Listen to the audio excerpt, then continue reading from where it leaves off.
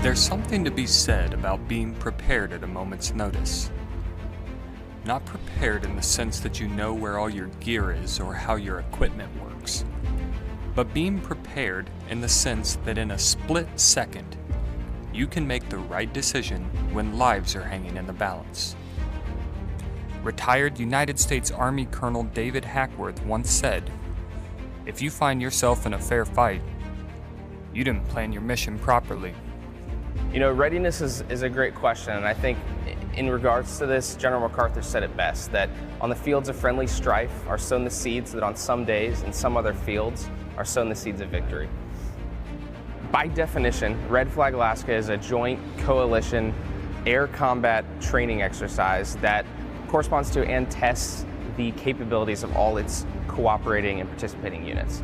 But really, at its core, Red Flag is designed and created to test its most junior participants. In life, we often quantify our success by wins and losses. Red Flag Alaska is no different. You either win or you lose. It's how you look at those wins and losses that makes the difference. As an aggressor pilot, it's a different perspective to take, because when Blue Air is winning, we're losing. But ultimately, in the grand scheme of things, everybody's winning. When we are all dying and Blue Air is getting it, that makes me motivated and humbled, because I know that the United States and its allies are the most capable they've ever been.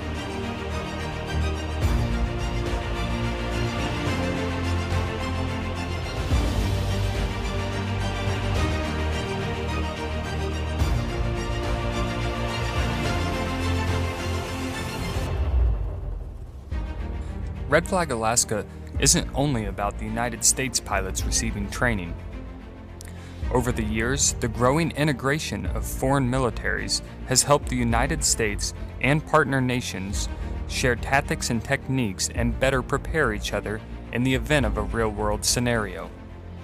主にアメリカをはじめとして言語、文化、生活環境も違う中での訓練をすることによってお互いの相互理解というのが図ることができるというのと同時に、我々日本との違いというのも理解できるというふうに認識しています。またそれ以外の他の3カ国との信頼関係の醸成という観点でも非常に大きな意義があるというふうに思っています。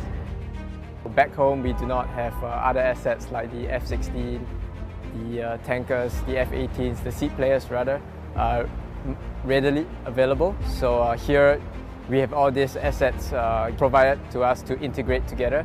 So this allows us to learn more about how they operate and how we can get their strengths and our strengths put together to achieve mission success. The relationships and wealth of knowledge that is shared during Red Flag Alaska is simply immeasurable. But the teamwork from every member that makes each sortie happen is just as impressive. The logistics and the maintenance piece that goes into putting up a Red Flag Bowl is something that is an extraordinarily complex feat to achieve.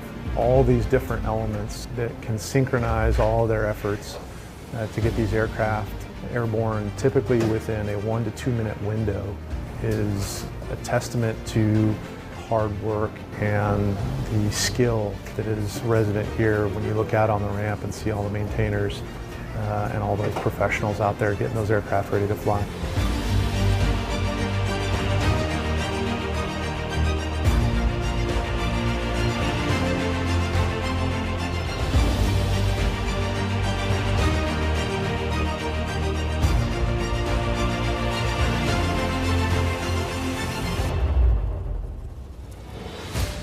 While the majority of us spend our time focused on jets and the air aspect of Red Flag, there's another part of the exercise that is just as important and plays a huge role in the Red Flag Alaska mission.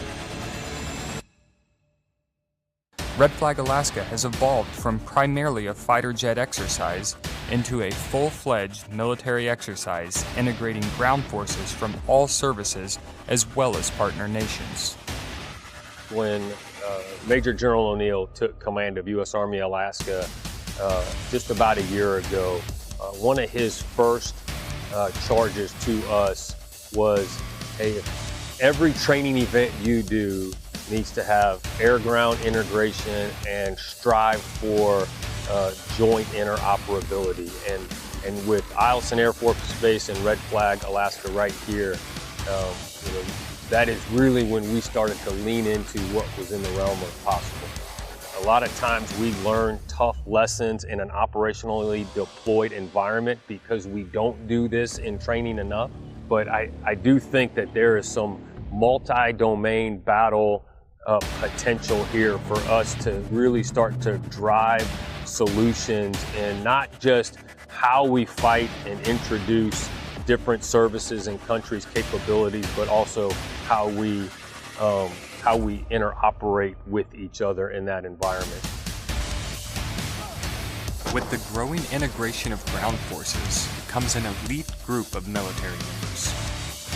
We don't always see them, but rest assured, Special Operation Forces are always there and always ready.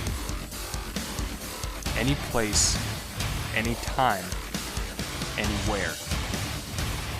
Red Flag is a unique opportunity for us because we're based out of Florida. So what it does is it gives us a chance to train in a challenging environment like Alaska.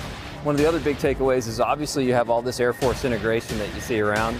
It's a chance for us to talk to multiple platforms and basically just liaise with our Air Force counterparts so that way we can bring together a good fusion between the soft element on the ground and the air elements above, which is really what it's all about.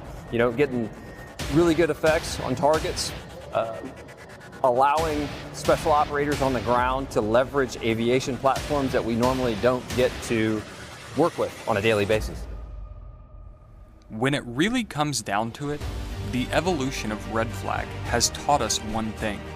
No one person, unit, or service is better than the other. It takes a total force effort to train the way we fight. So if you ever hear anyone say that they're better than anyone else, do us a favor and remind them that we all make the mission happen. No matter your job or your service, we all play a role in ensuring the United States and our partner nations never find ourselves in a fair fight.